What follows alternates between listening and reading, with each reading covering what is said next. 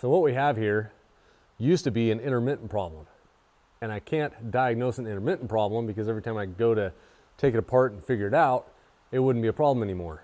Well, you can't diagnose if it's not a problem. Now, it's a constant problem. This should be easy to diagnose, easy to figure out. It's got to be, in my opinion, a power wire going to this door. There's only one function at this point in time that works in this door, and that is the driver's side power mirror function. Nothing else works. Power locks don't work, power windows don't work, power mirror on the other side doesn't work, and the heated seat and presets for the seat don't work. So I'm going to take this door apart, we're going to get into it and see if we can find a broken wire that fixes everything. Crossing my fingers, it's that easy.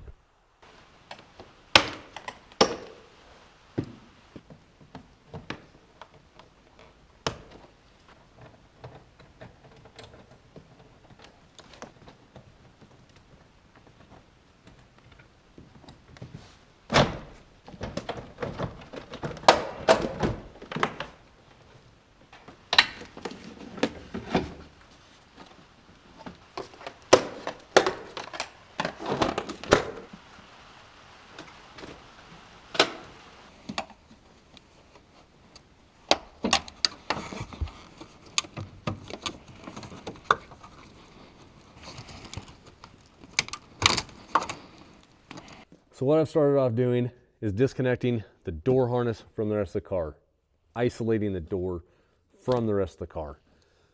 If I want to, I can go through and check continuity from start to finish on each one of these wires to see if it has a break in it. My only concern is that this switch panel here still had power to the driver's side mirror. So the problem might be in this switch panel. So to check continuity, I'm sure there's a few different ways of doing it. I use a multimeter. I set it to ohms. I set it to the beeping noise so that it beeps when there's continuity. When you've completed the circuit. Complete the circuit, you've got a beep. I'm going to go through these wires, see if I can figure out which ones go to where, and check continuity in them. Could take a while. Well, after pulling the harness out from the pillar, I realized I only needed to disconnect 2 wires instead of the 4 I had. Makes a lot less wires, but I have found that this pink wire in here, pink wire right there, and the only pink wire anywhere around here that I can find so far is right here. It doesn't have continuity. We'll double check it just to make sure. Right in the middle.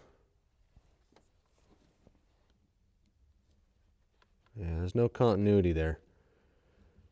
So I've had problems with pink wires before on Chevys, and I think they're a signal wire or some type of power wire. So we're going to check that along the line here and see if we can figure out where it might have a break in it. So we'll peel the tape back right about there. It's a pretty good space. It's already kind of peeled back. Let's see if we can probe that wire. Get it out here where we can mess with it. We've got power to there. So now we're going to go up in here. We're going to peel that out of the way. We're going to try and go somewhere in here and find this wire. Hang on a second while I get the tape out of the way.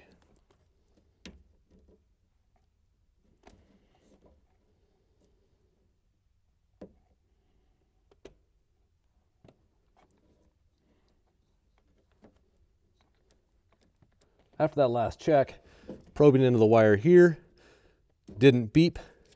So between this point where we originally probed into it and this point, that wire's got a break in it. It's not that long.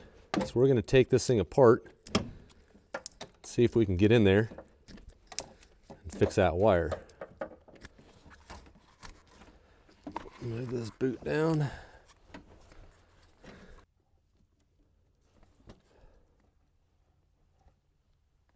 So we'll get you a better view of this.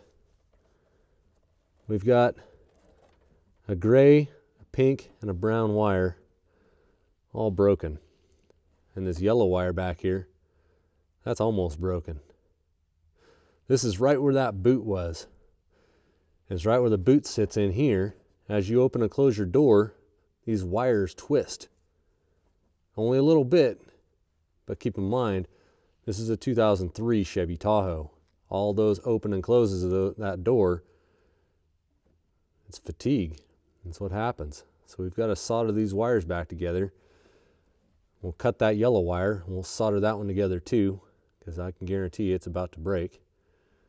The rest of the wires look pretty clean. The bigger the wire, the less that's going to happen to. It's these small little thin wires that snap like that over time. So we'll get this fixed up, and hopefully we have function to the door again. My plan on fixing these wires is to use a piece of scrap wire that I have in my stash. And if you don't have scrap wire, I've worked on cars all my life, so I have scrap wire everywhere. If you don't have scrap wire, you can go to your local automotive store and get wire. Just try and get wire that's about the same size. This is a little bit bigger. You don't want to go smaller. So this is a little bit bigger wire than what I'm fixing. That's fine. I'm going to take a piece of this wire.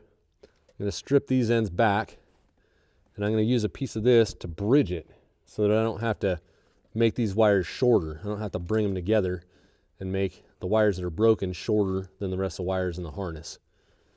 And hopefully that works out pretty well. I do have some shrink wrap it's way too big for these wires, but it's the smallest shrink wrap I have. So I'll put that on there first, solder the wires together, and then put the shrink wrap in place, shrink it down the best I can, wrap it with electrical tape, try and keep all the moisture out of there. You could use butt connectors if you don't know how to solder, but these little crimp butt connectors that you get at your automotive store, they're not the best way of doing it. The best way of doing it is to solder the wires together. You're going to get the best connection, and it's going to last the longest over time. So that's why I solder wires. And we're going to cut this yellow wire also. We're going to finish that break, and we're going to redo it also.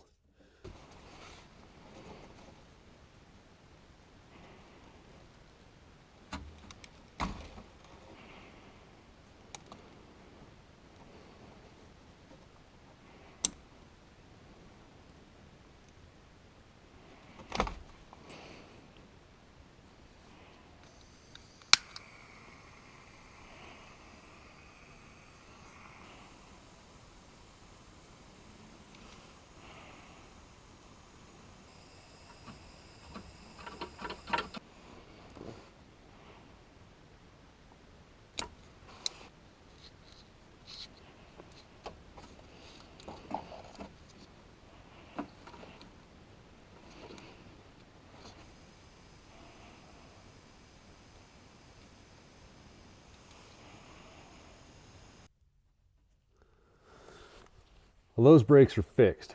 So I'm going to go ahead and check continuity from one end of each wire to the other on all these wires going through this harness, just to make sure there are no more breaks, make sure there's no more breaks in these particular wires somewhere else down the line. So after I get that done, hopefully we don't have any more breaks. We put this door back together and see if everything functions.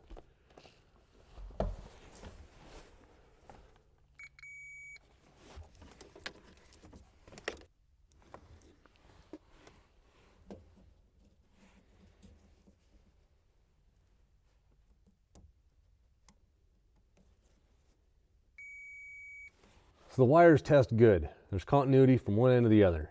So we shouldn't have any more problems with the wiring that we've checked going from the dash of this car to the main control panel. This is where it all gets divided up and goes to other functions in the car, or other functions in the door.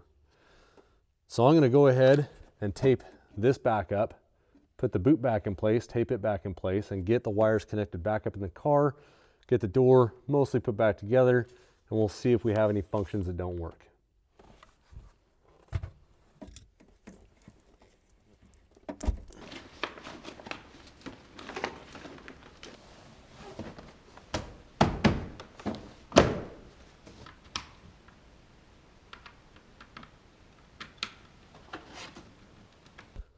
It'll be the moment of truth. Let's see if this works.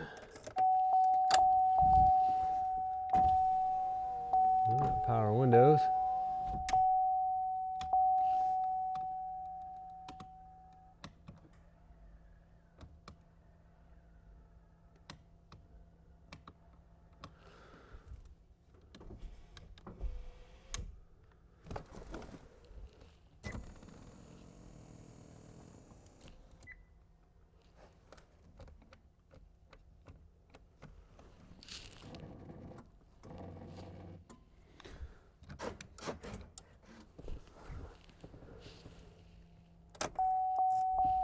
Well, that wasn't too bad.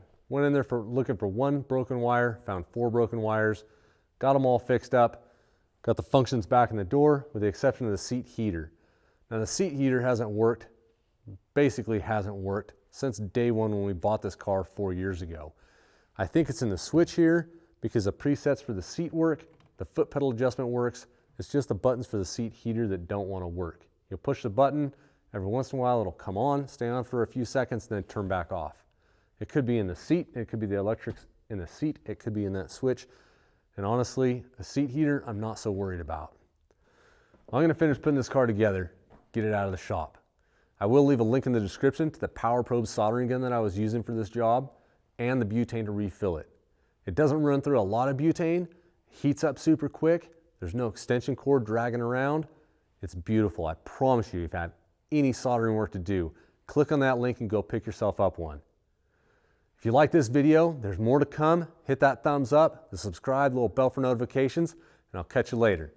Go make something.